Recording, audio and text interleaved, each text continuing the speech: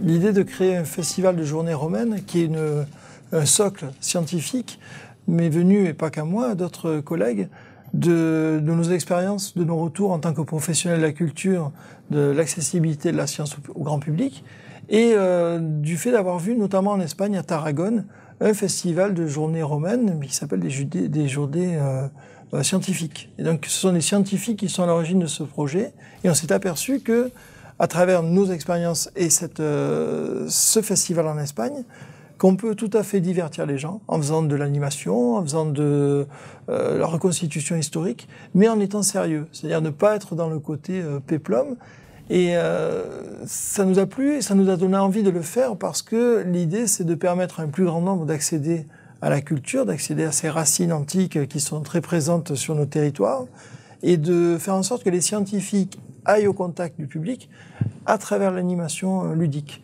Et tout le défi de la chose, c'est justement de faire quelque chose qui soit agréable à voir, qui soit dépaysant, qui soit sympathique, qui permette aux gens, les adultes, les enfants, de passer du bon temps, mais en ne négligeant jamais le fait d'avoir du fond à l'intérieur. Donc c'est ce qui peut être un peu compliqué, c'est ce qui nécessite d'être très rigoureux dans le choix de ses intervenants, parce qu'il faut qu'on ait des gens qui soient très compétents, mais qui ne soient pas que compétents. Il faut qu'ils sachent transmettre.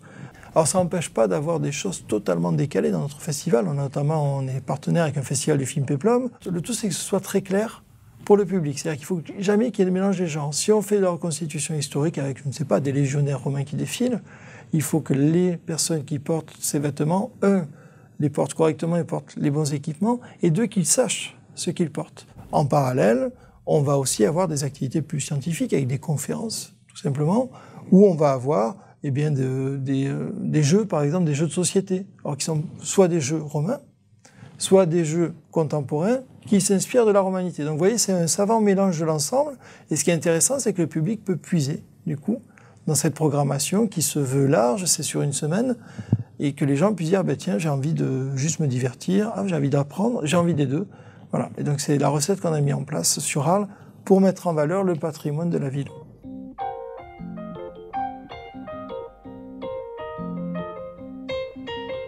Alors à Arles, vous pourrez voir des combats de gladiateurs. Et ce qui est intéressant, c'est que ce sont des vrais combats de gladiateurs. Alors, je m'explique, vous n'allez pas voir des gens s'étriper avec des armes, mais justement, les gens qui font des combats sont des sportifs, alors, soit de haut niveau, soit des sportifs amateurs, parce qu'on a créé un club de gladiateurs sur Arles, donc on a des gladiateurs amateurs, mais ils font du combat. C'est-à-dire que même un spectacle qui va être offert dans le cadre du festival, sur la place de la République, devant l'hôtel de ville, c'est un combat. Il y a un vrai enjeu et les gens qui vont venir ne rentrent pas en disant « tiens, je vais faire un spectacle ». Ils rentrent en disant « je vais faire un combat ». Et ce combat devient un spectacle. Ce qui est très intéressant parce que ça nous place dans l'optique antique. Donc ça nous permet de réaborder une réalité et de briser les mythes. Parce que justement, à travers ces actions, à travers ces combats de gladiateurs que le public va aller voir, on va avoir un divertissement. Les gens qui veulent juste voir des gens se taper dessus, ils les verront. Les gestes seront bons, mais ils les verront. Par contre, on va accompagner ces combats d'une explication, toujours, avant, après. Les combats gladiateurs, on a un arbitre. Pourquoi ? Ce n'est pas de mise à mort. Pourquoi ? Et donc, on va donner des informations et le public va sortir de là en ayant vu des gladiateurs, des vrais, et ils en auront pris plein les yeux et plein la tête.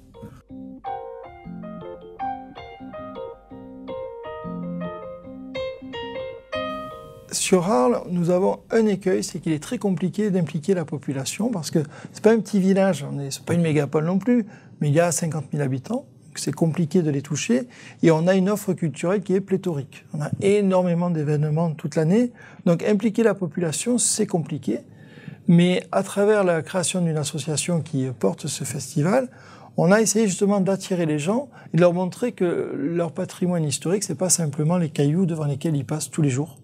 Donc c'est une démarche de longue haleine en réalité, c'est un travail de fond qu'on met en place chaque année, et chaque année ça se développe, et on essaie bien évidemment aussi de toucher les jeunes pour que derrière ils puissent être eux sensibilisés et prescripteurs pour leurs parents. Et par exemple, le président du Festival du film péplum qui est sur Arles, et qui est aussi vice-président du Festival Art et Laté, on l'a touché lorsqu'il était collégien. Et il a été sensibilisé au patrimoine archéologique et antique grâce à des animations pédagogiques. Et il est resté avec nous, et maintenant, bon, en plus, il est doctorant en histoire. Donc, oui, il a suivi sa voie, et c'est grâce à ce type d'activité citoyenne qu'il a pu s'approprier ça, et maintenant être un des acteurs de ce développement culturel.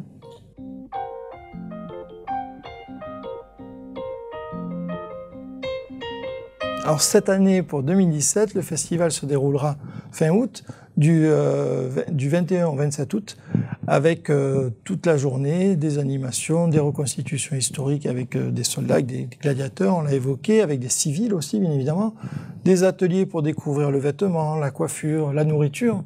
On a des restaurateurs qui travaillent avec nous et qui font soit des repas romains, soit des repas inspirés du monde romain, et tous les soirs des films péplum, le soir dans le théâtre antique d'Arles. C'est un fabuleux cinéma en plein air, le tout précédé de rencontres avec des scientifiques, avec des pièces de théâtre, avec tout ce genre de choses. Voilà un programme qui est assez large et qui s'adresse vraiment à toute la famille, de 4 à 77, dit-on, mais bien plus maintenant.